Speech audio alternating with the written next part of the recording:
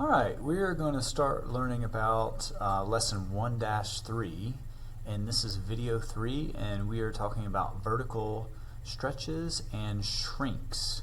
You all might also hear us use the word compression for shrinks. Okay, so in your notes, make sure you fill these in. If C is multiplied to the function, then the graph of the function will undergo a vertical stretch or compression. And again, you might also hear us call this a shrink.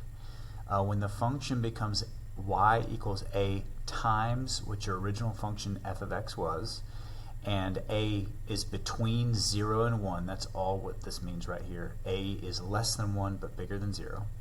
A vertical compression happens. This fractional c pulls the y values down towards the x-axis. I called it a up here, so this should say a. So this fractional a pulls the y values down towards the x-axis. When a is bigger than 1 in the function y equals a times whatever the original function is here, so it's a times f of x, a vertical stretch occurs.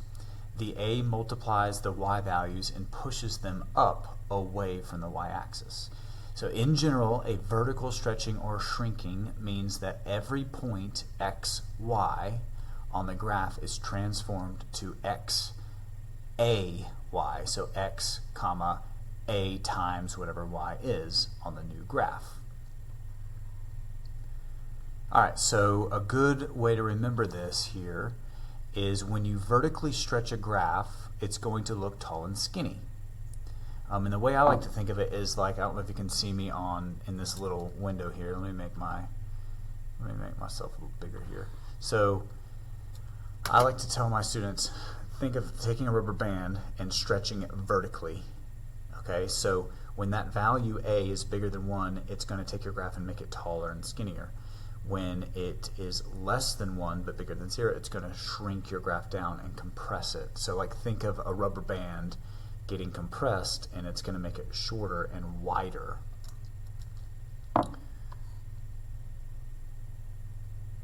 Alright, let's go to the next slide here. Okay, so example 8, it says describe the transformation that would happen to the graph of f of x equals x squared if it was multiplied by a factor of 4 so that g of x is equal to 4x squared. Alright, so what's going to happen here?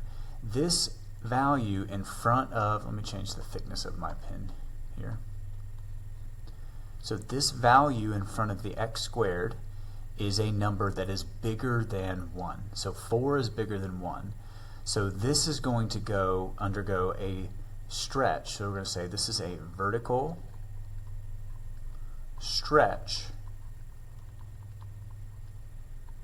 by 4. So every value of the output here is going to be stretched up by 4 whenever you have a vertical stretch. Alright, let's do 8b. Write an equation that would vertically shrink the parent function f of x equals 3 to the x by a factor of 1/2.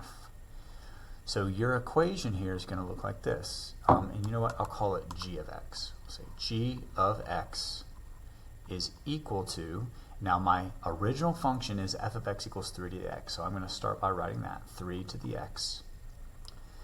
And if I know that it is going to shrink by a factor of 1/2, then in front of this, I need to write a 1/2 and then times 3 to the x. You might also see it written like this, a 1/2 out in front, and then 3 to the x like that. But either way, this 1/2 is multiplying on the outside. I like to tell my students that this scale factor, I like to call it, or this factor is on the outside of the parentheses. So our stretch or our compression is going to be up or down. It's going to be vertical. In this case, since our value 1/2 is less than 1 and also greater than 0, this is going to be a shrink. or a compression. Okay. All right, try the U-tries, and then we'll see you in the next video.